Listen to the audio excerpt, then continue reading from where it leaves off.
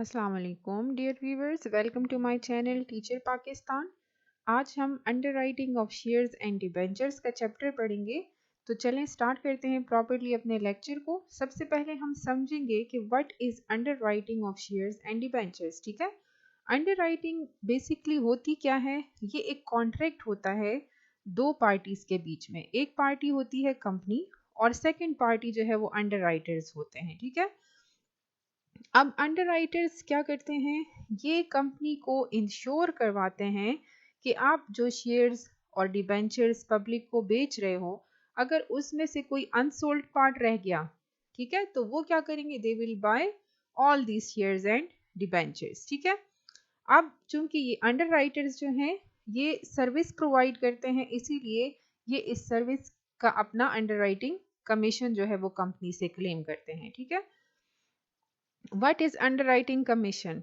Underwriting commission basically वो payment होती है जो कि कंपनी ने देनी होती है अंडरराइटर्स को।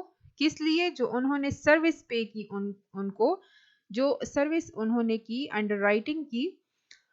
Company gives maximum 5% commission. ठीक है, अब 5% commission of the sale price to underwriting for selling his shares and 2.5% for selling of debentures। अब अंडरराइटिंग में क्या होता है कि अंडरराइटिंग जैसे हमने देखा कि एक कॉन्ट्रैक्ट है बिटवीन कंपनी एंड अंडरराइटर्स। ठीक है, तो चूंकि ये अंडरराइटर्स जो हैं वो रिस्क लेते हैं। कौन सा रिस्क? कि अगर आपके शेयर्स जो हैं वो सब्सक्राइब ना हुए, अगर आपके डिबेंचर्स जो हैं वो सब्सक्राइब ना हुए, तो फिर ये अंडरराइटर्स खुद उनको परचेज करेंगे। ठीक है, अब दो तरह की एप्लीकेशंस हमें रिसीव होती हैं। एक होती है मार्क्ड एप्लीकेशन और दूसरी टाइप को हम कहते हैं अनमार्क्ड एप्लीकेशंस। ठीक है, मार्क्ड एप्लीकेशन क्या चीज़ है? मार्क्ड एप्लीकेशन जो अंडरराइटर्स के स्टैम्प के अंडर आती है उनको हम कहते हैं मार्क्ड एप्लीकेशन। ठीक है, फॉर एग्जांपल एक कंपनी है और उसने दो अंडरराइटर्स चुने, ए और बी। ठीक है, अब जब वो कंपनी शेयर्स इशू करती है, तो जब पब्लिक सब्सक्राइब करती है शेयर्स को, तो जो ए के रेफरेंस से आ रहा है उसने ए की स्टैंप लगाई होगी। इस तरह जो अंडरराइटर बी के रेफरेंस से आ रहा है तो उसने बी की स्टैंप लगाई होगी।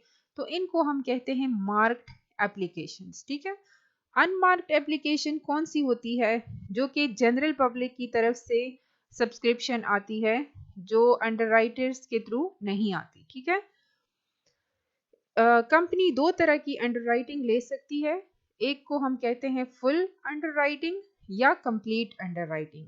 ठीक है, when the whole issue is underwritten by the underwriters. एक होता है पार्शियल अंडरराइटिंग।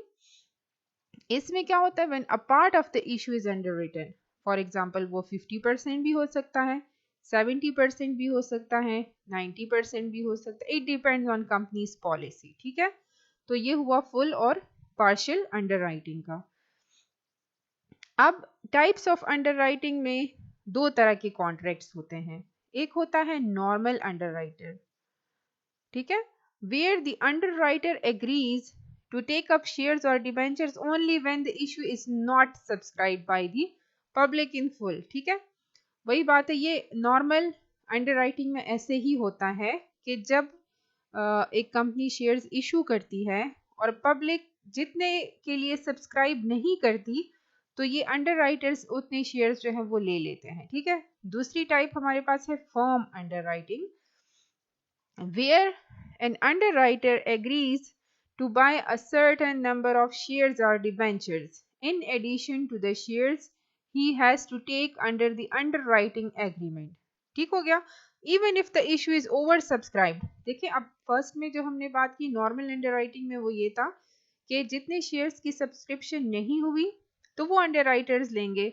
लेकिन फर्म अंडरराइटिंग में ऐसा होता है कि जो एग्रीड नंबर ऑफ शेयर्स हैं वो हर हाल में अंडरराइटर्स ने लेने हैं। तो ये दोनों में बेसिक डिफरेंस है। अब अंडरराइटिंग इम्पॉर्टेंट क्यों है?